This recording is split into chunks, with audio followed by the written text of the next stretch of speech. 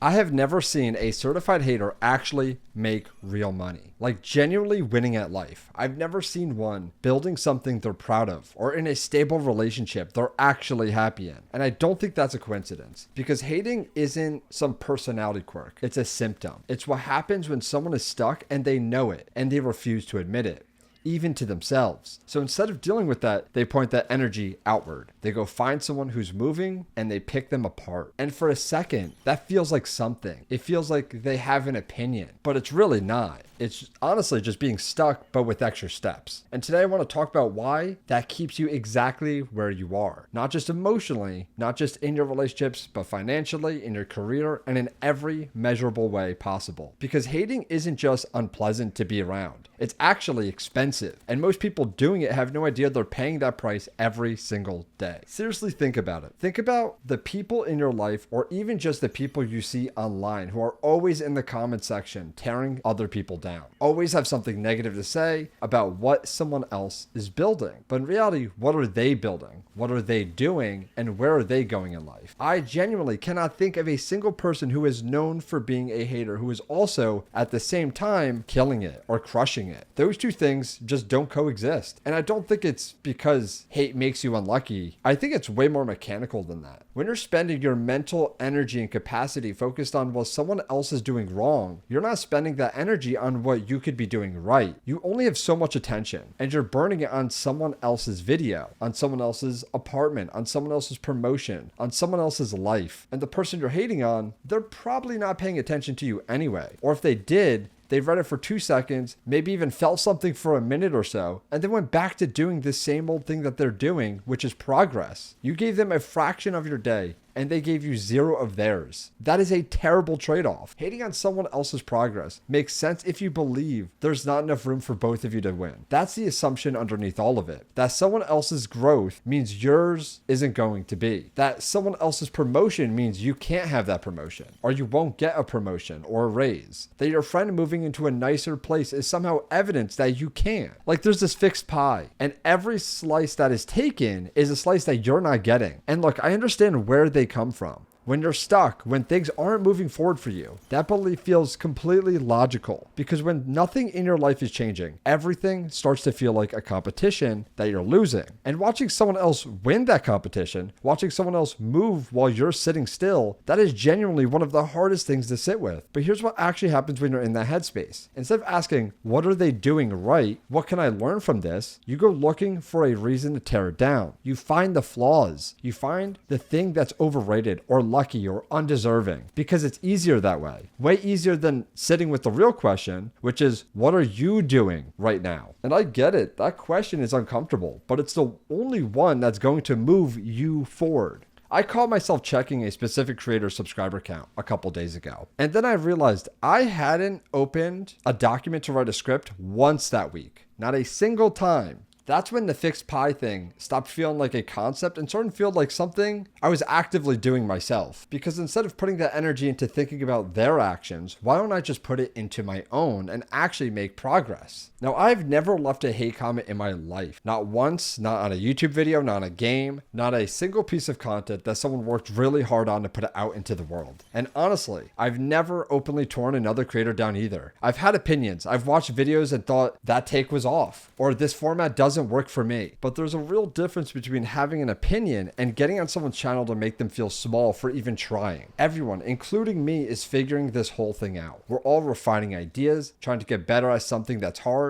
A lot of things just aren't going to be for me, and that's okay. That's fine. That's more about knowing myself than it is a fault of the creator that made it. The people who kept going through early rough content, who posted the awkward videos and the bad hooks and the uneven editing, they did that in spite of whatever noise was in the comment section, not because of it. And the people who were in the comments being negative, most of them never made anything. Most of them are still there doing nothing, watching other people's version. Meanwhile, they're still on version 0. Now, before you post a comment that's negative, ask yourself 2 questions. The first one, is this actually going to help them get better? 2, does saying this just make me feel bigger by making them feel smaller? That's it. Just those 2 questions. And if you're honest with yourself, you'll know the answer answer before you even finish asking. Critical feedback serves the person receiving it. It's specific, it's actionable. It sounds like, I saw what you were going for here, but I think it would land better if you did this differently. It points towards something. It has a direction. Hate usually doesn't have a direction. Hate is just, this sucks, you're not good enough, or why do you even bother? It serves literally no one. It doesn't help the creator make a better video. It doesn't help the development ship a better product. All of it does is make the person writing it feel something for 30 seconds. And that feeling doesn't even last. So if you've ever caught yourself writing a comment, then deleting it, good. That's the reflex working correctly, and keep that reflex. There was a developer whose product I've been using for months. Something in the onboarding kept tripping me up, and I had an opinion about it. My first instinct was to just complain about it, which would have accomplished nothing. Instead, I sent them a message basically saying, when a new user hits this screen for the first time, there's no indication that you need a complete step before step 1 will work.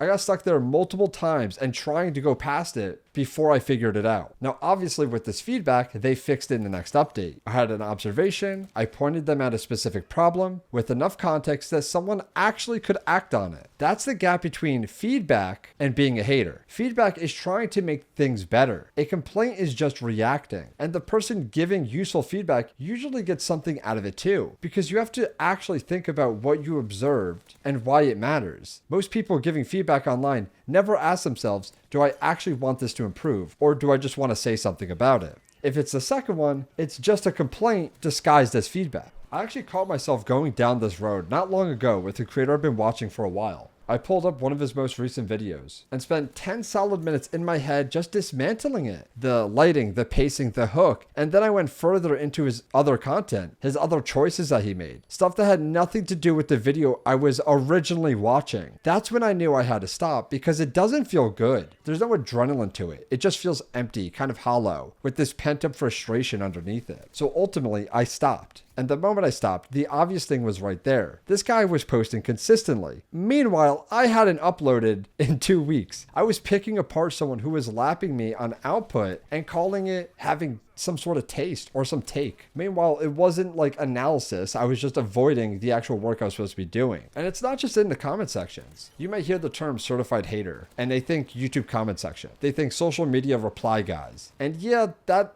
is a part of it, and usually it does overlap into real life, but the exact same energy shows up in person. And that's actually where it does the most damage. I know this because I felt that. Back when I was in college, I was making $20 an hour at my part-time job. At the same time, I was locked in school, focused on my concentration, and the job was just what it was. But a coworker of mine got a promotion that bumped him up to $26 an hour, and that tightening in my chest happened immediately. My first thought wasn't congratulating them or good for them. It was, I work harder than this. I put in more hours. Why don't I deserve it? And I sat with that. I didn't say anything to my coworker. There was nothing to say. Nothing you say or do changes that situation. So why spend the energy on it? I just sat with the feeling until I understood it. What I eventually understood was this. The gap between $20 an hour and the $26 an hour raise really came down to me being in school. My job knew I couldn't commit more hours and more time to the job, and that capped where they were going to pay me. I had already decided that I was going to focus on school because long term I could outpace that entire pay scale, which was obviously the right call. I just couldn't feel in the moment when someone else got the bump right in front of me. And looking back now, I'm making over $60 an hour now. The coworker who got that promotion is still at that $20 something an hour job, and the gap just widened from there. I took my education seriously, meanwhile they stayed in the same position. And I'm not saying I'm better than them in any way, because realistically I'm not. It's just I pointed my energy somewhere different. But at that moment, I didn't know any of that. All I knew was someone got something that I didn't get. And my first instinct was obviously the wrong one. Now, what got me out of that was just grounding myself in what I can actually control. Someone else moving up doesn't mean I'm moving down. My time just hadn't come yet. So instead of sitting in resentment about what they got, I focused on what I was building. Now, in New York, we have this thing called New York Housing Lottery or New York Housing Connect. I actually have a coworker that just moved to the city the same time I did, August of 2025. And I live in a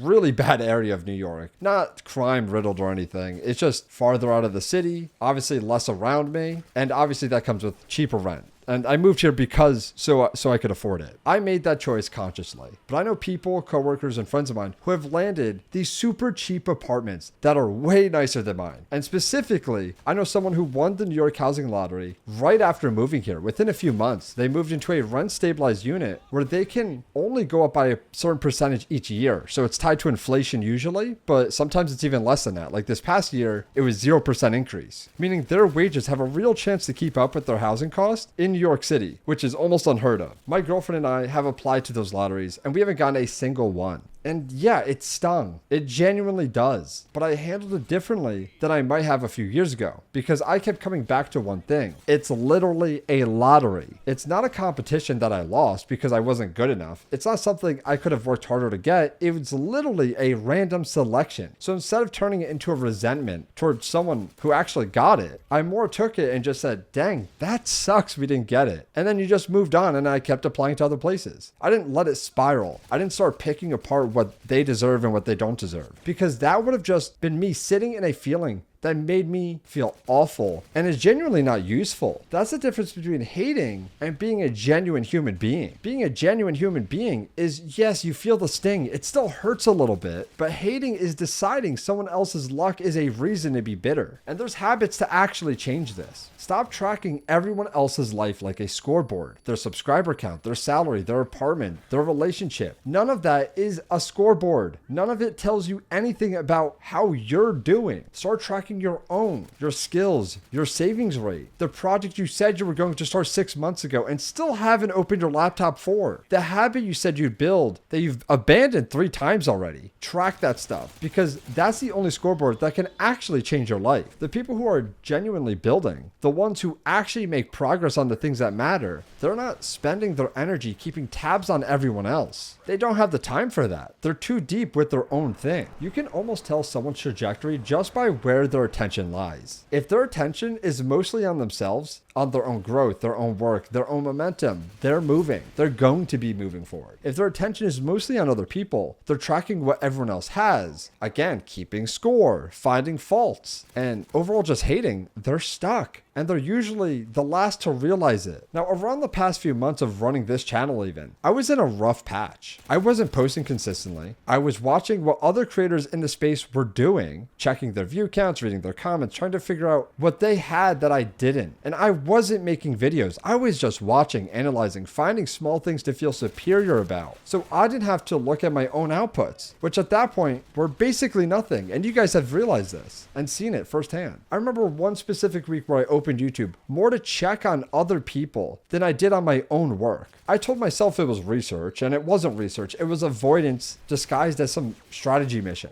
And obviously, none of the other creators knew. They were just posting, focusing on their own thing. They weren't even watching me. They weren't thinking about me at all. I was losing sleep over a scoreboard that only I was keeping score of. That was the week I started actually writing down more video ideas, what I was going to post and when. Not because I had some breakthrough moment, but because I ran out of excuses. When you see that clearly, how you've been spending your hours, the only thing left is to change it or admit you don't actually want to do it. The channels I was obsessing over the past few months, some of them are bigger than mine now. Some of them have gone quiet, but I stopped tracking it. So I genuinely don't know, nor do I care. And that's the point. I stopped tracking it because it was never my scoreboard to begin with. Now, I know I said in the hook that being a certified hater is keeping you poor, and I want to connect that fully because it's not just some saying. Building real net worth, not a salary, not a paycheck, actual financial independence depends almost entirely on your ability to think long term and take consistent action towards a goal that doesn't pay off for years to come. That's the game of financial dependence, and the hater mindset is built for the opposite of that. It's reactionary, short term, locked on how you feel right now compared to someone else right now. There's no version of that energy that builds anything over time. But building does build over time. Learning a skill does. Starting something, even badly at first, does. When I was that $20 an hour college kid watching my coworker get that pay bump, a raise like that would have genuinely mattered to me. It would have meant I could work fewer hours while still paying off school, investing more, stressing less about money. I'm not pretending it was nothing at the time. It was a real number with real consequences. But I knew even that obsessing over it wasn't going to change it.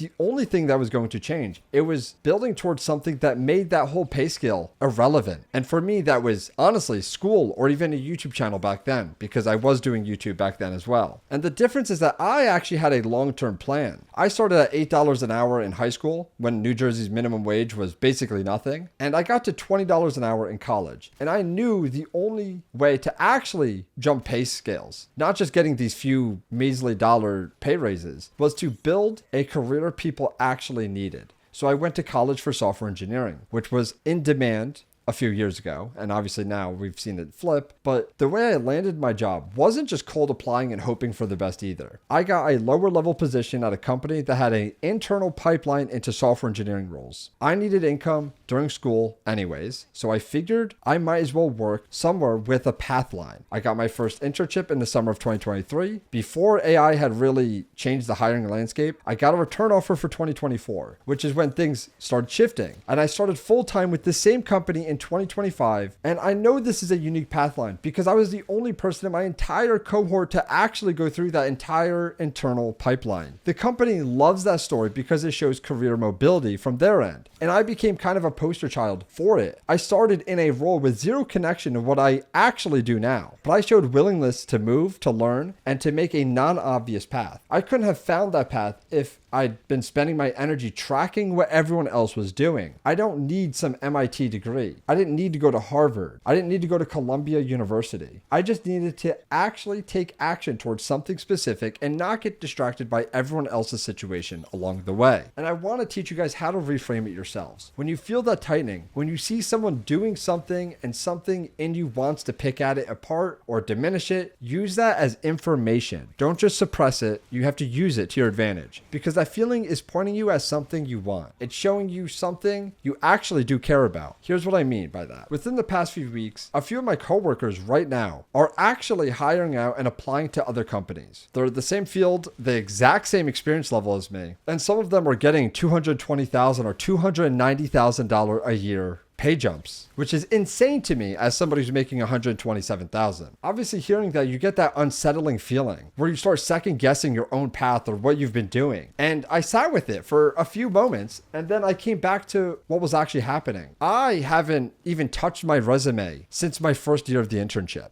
I haven't been grinding a lead code or applying out to other companies or even trying to get the pay raise or even trying to hop companies and make a bigger salary. They've been doing something that I haven't been doing. So obviously the solution to that was I took that energy and I redid my resume. I restarted from scratch and updated it so it's accurate. And I haven't been applying yet, but I do plan to at the end of the summer. I want to get a little bit more interview prep in. I want to buff up the resume a little bit more. And maybe, who knows, maybe I will be the exact same person as someone else is looking at in a few months from now, saying, oh, how did he get that raise? He did this at this company and I do this. My work is way more important. Why is he getting the pay jump? Meanwhile, the other people are just putting themselves out there, and me will be doing the same exact thing soon. So when that feeling shows up, I treat it like a signal rather than some verdict. Something tightens up, that hollow pent-up frustration appears underneath it, and I've trained myself to recognize it and ask one question. What is this actually pointing at? Because it's almost always something tangible or real. It's almost always something I've been putting off or ignoring. If someone's YouTube channel is bothering you, maybe you wanted to be making content. If a coworker's promotion bothers you, maybe you want to be more responsible or you want more recognition in your own career. If a friend's financial progress bothers you, maybe you've been ignoring your own finances longer than you should have. Instead of why do they deserve that, ask what you'd actually have to do to build that yourself. The hard part is not running from the question by tearing someone else down, but instead sitting with it and finding out where to go from there. You could spend hours watching what other people are building so you could find something wrong with it, or you could spend the same amount of time pointed at your own things. One of those paths actually get you somewhere, and the other one keeps you exactly where you are, frustrated at people who didn't stay there with you.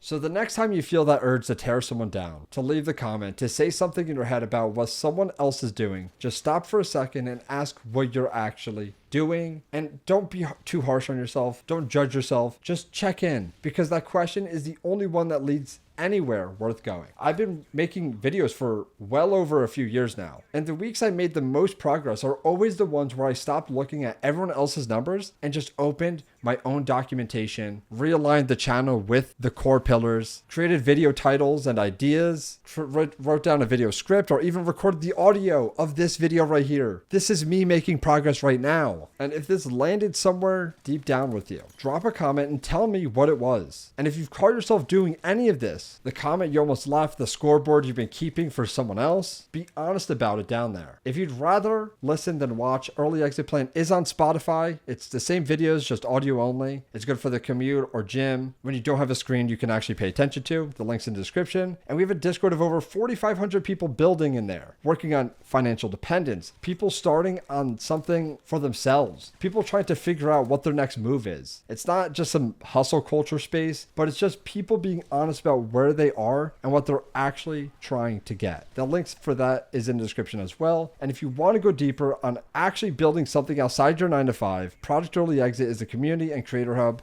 I run at joinearlyexit.com. I give live feedback, tools, weekly calls, the whole thing for people who are done with advice that never turns into action. And thank you for watching. I hope you enjoyed this video. Subscribe if you're new, like the video down below, and I'll see you all in the next one, and peace out.